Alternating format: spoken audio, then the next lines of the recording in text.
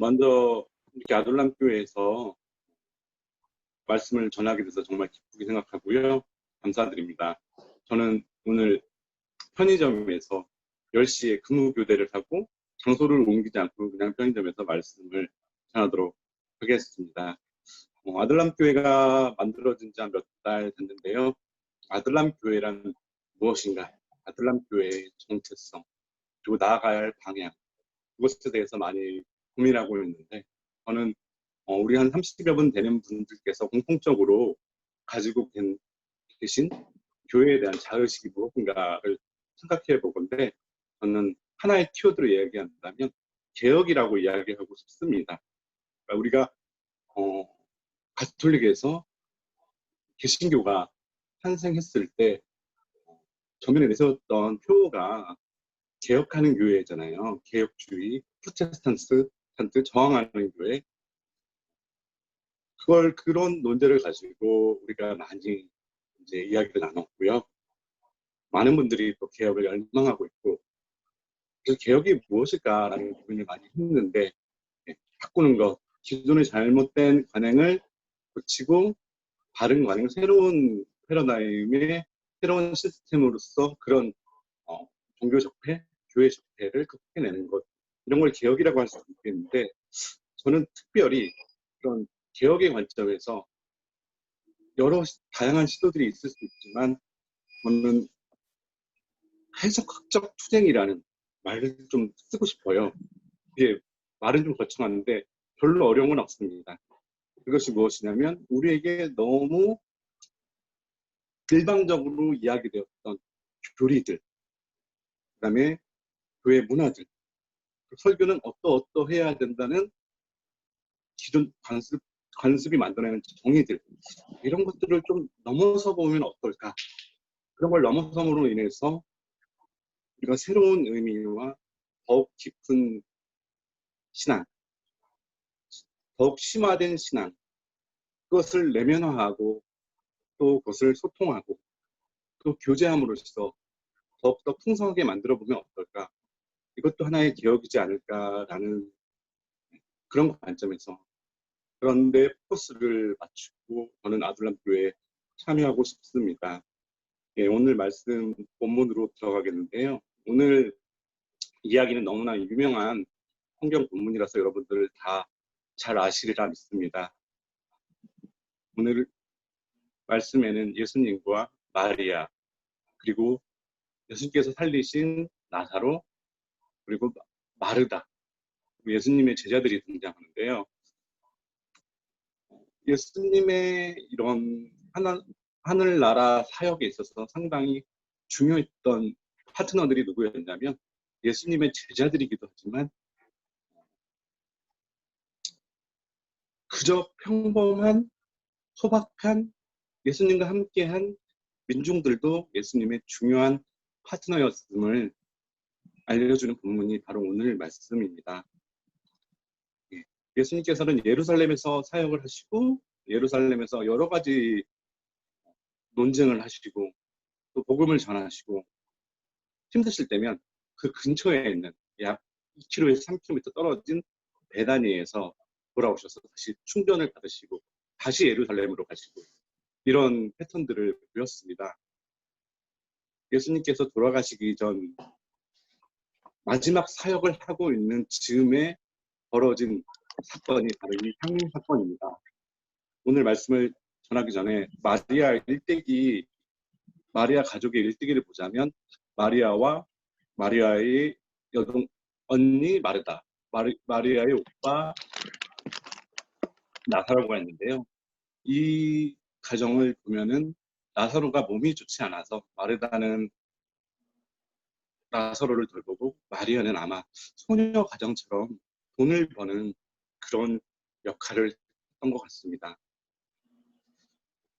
마리아는 이런 소녀 가장의 역할을 하면서 여러 가지 꿈을 꾸었을 겁니다. 본인도 다른 사람처럼 결혼을 해서 행복한 가정을 꾸리고 싶은 꿈, 이런 꿈들을 꾸었지만 본인이 이제 인생을 살아보면서 마리아의 직업이 정확히 무엇인지 모르겠지만 아마 직업 때문인지 뭔지 모르겠지만 결혼하기 힘든 상황이라는 것을 본인이 직감했던 것 같습니다.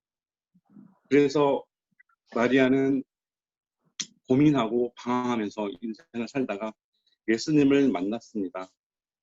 예수님을 만나면서 마리아는 새로운 꿈을 꾸게 된 게 아닌가 하는 생각이 좀 들었습니다. 마리아가 세상에 던져진 것처럼 예수님도 사역을 하면서 그런 외로움을 느낀 것으로 판단됩니다. 예수님이 느꼈던 외로움은 영적인 외로움이 아니었을까라고 저는 봅니다. 가령 예수님이 사역을 하고 있는데 예수님의 사역을 이해하지 못하고 오해하는 사람들, 예수님의 사역을 매도하는 사람들, 그런 외로움 속에서 예수님은 사역을 하고 계셨습니다.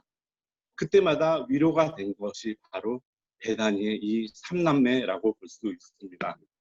이 삼남매를 예수님께서는 특별하게 생각하셨는데 요한복음 11장을 보면은 예수님께서 사랑하시는 나사로, 예수님께서 사랑하시는 나사로가 아픕니다. 예수님 와주십시오. 이런 요청을 하고 있습니다. 시간이 없어서 이제 빨리 좀 본문을 들어가 보겠는데요. 오늘 그런 예수님과 아주 각별한 관계에 있는 이 삼남매, 그 중에서도 마리아가 주인공으로 등장하는 부분인데요. 마리아는 예수님의 향유를 발에 붓고 자기 머리털로 그 발을 닦습니다. 이게 어떤 의미일까요? 예, 저는 바로 마리아가 예수님을 사랑하고 존경했다고 생각합니다.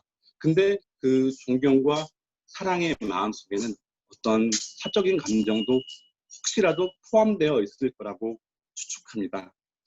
예, 마리아는 예수님께 일종의 프로포즈이자 동시에 이별식을 향유로 가져와서 향유를 부음으로써 표현했습니다.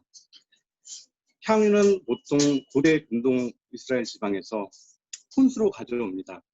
그래서 이것을 가지고 간직하다가 남편 장례식에 사용할 때까지, 그러니까 이 일평생을 위해서 장만한 혼수라고 할 수 있습니다. 이 향수를 마리아는 예수님을 위해서 깨트립니다. 그리고 그 향수를 예수님 발에 붓고 머리로 예수님의 발을 닦아줍니다. 마리아가 발을 닦아주는 의미는 무엇일까요?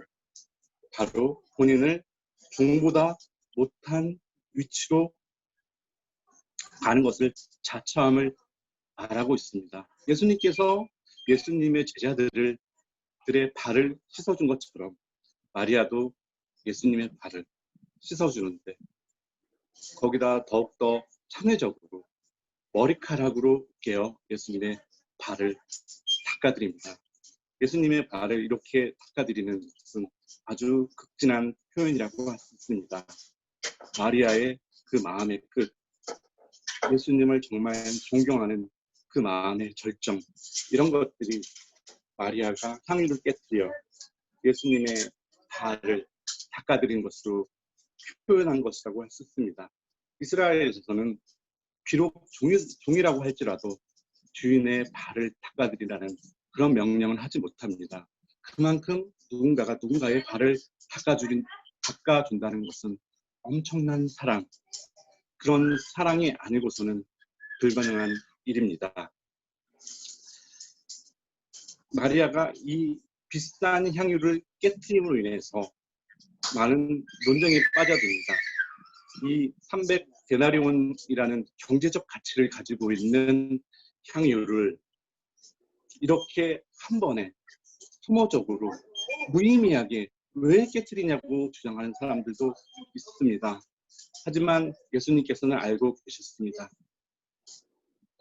예수님의 사역의 마침표를 찍을 이 십자가를 지어야 할 상황에서 고민하고 번뇌하고 있는 예수님께 그 길을 가라고 마리아는 모든 감정을 정리하고 자신이 쏟을 수 있는 그 모든 것을 부어 예수님을 보내는 장례식을 지금 퍼포먼스로 보여주고 있습니다. 우리가 신앙을 이야기할 때 항상 우리 신앙에 앞서서 먼저 이야기하고 제시되는 가치가 있습니다. 그것은 얼마나 효율적입니까? 그것은 얼마나 경제적입니까? 하지만 마리아는 그 경제적인 가치, 그 효율성의 가치를 뒤엎어버립니다. 이것은 우리가 가지고 있는 기존의 선입관, 고정관념을 전복시키면서 새로운 영적인 가치를 추구하고 도전하게 만드는 행위라고 볼 수 있습니다. 그렇기 때문에 예수님은 마리아의 그 마음을 온전히 받으셨습니다. 그리고 고민하고 번뇌했던 예수님은 마리아의 그 응원에 힘입어 가고 싶지 않았다. 이게 정말 인류의 구원의 길인가 고민했었던 십자가의 길을 가게 되는 것입니다. 향유가 깨어져야만 향기를 내는 것처럼 예수님도 죽어야만 부활할 수 있는 것입니다. 오늘 말씀 여기서 마치겠습니다. 기도하겠습니다.